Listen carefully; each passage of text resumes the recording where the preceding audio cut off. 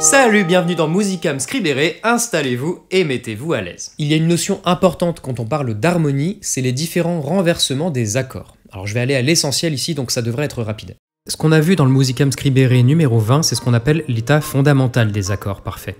La note la plus grave, appelée la basse, est la note fondamentale de l'accord. Puis on joue au-dessus la tierce et la quinte. Pour l'accord de Do majeur, on aurait d'abord un Do, et au-dessus un Mi, puis un Sol. Pour l'accord de Fa mineur, on aurait en bas un Fa, et au-dessus un La bémol et un Do. Eh bien on peut choisir de placer à la basse une des deux autres notes. C'est simple, le premier renversement place la tierce à la basse, et non plus la note fondamentale.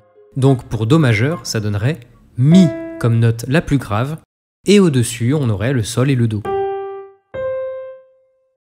Pour le premier renversement de Fa mineur, la basse serait un La bémol, et on a un Do et un Fa au-dessus. Le deuxième renversement, quant à lui, consiste à placer la quinte de l'accord à la basse. Donc pour l'accord de Do majeur, il faudrait mettre au plus grave le Sol, puis au-dessus le Do et le Mi. Pour l'accord de Fa mineur, ce serait en bas le Do, puis le Fa et le La bémol. Mais si on a plus de 3 instruments, on va logiquement jouer plusieurs fois certaines de ces 3 notes. Alors, il faut forcément que le La bémol soit tout en haut ? Non Bernard, et je vais t'expliquer. Dans les renversements, seul compte la basse. En haut, on peut jouer les notes dans l'ordre qu'on veut.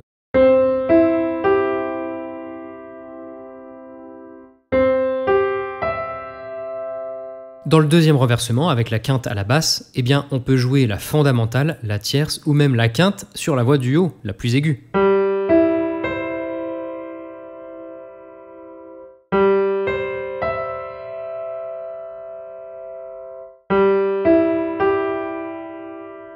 Pour Do majeur, à l'état fondamental, je dois avoir Do à la basse.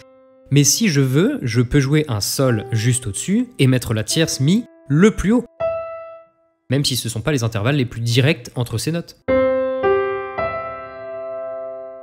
Do majeur au premier renversement demande un Mi, forcément, à la basse. Mais au-dessus, on peut jouer d'abord un Do, puis plus haut, un Sol. Ça, c'est ce qu'on appelle des accords ouverts. On écarte les intervalles entre les notes. Et donc si on a carrément un orchestre qui joue, bon c'est assez courant quand même, formation qui possède une amplitude de tessiture énorme, évidemment qu'on va pas faire jouer les mêmes Do, les mêmes Mi et les mêmes Sol à plusieurs instruments. On va répartir ces notes sur plusieurs octaves. On aura beaucoup de voix, mais seul comptera la voix la plus grave. En général, les contrebasses, les violoncelles, le tuba ou les bassons et contrebassons, etc. Ce qui est joué au-dessus sera dans l'ordre qu'on veut. Quel est l'intérêt d'user de tel ou tel renversement plutôt que se contenter de l'état fondamental ? Eh bien c'est une question d'harmonisation des voix. L'harmonie est une conséquence de la polyphonie. Beaucoup d'instruments où la voix sont monophoniques, donc on ne joue qu'une note à la fois. Pour créer de la polyphonie, il faut faire jouer plusieurs instruments ou voix en même temps. Si on a 3 voix, au sens musical, qui jouent 3 notes différentes,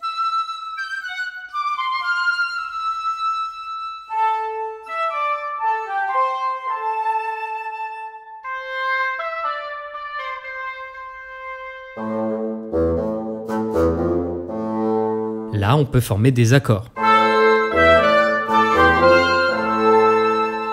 Mais dans l'harmonie conventionnelle, théorisée dans tous les sens, il est judicieux d'éviter que chaque voix aille dans le même sens en enchaînant 2 accords. Exemple, si on joue un Do majeur dans cette forme-là,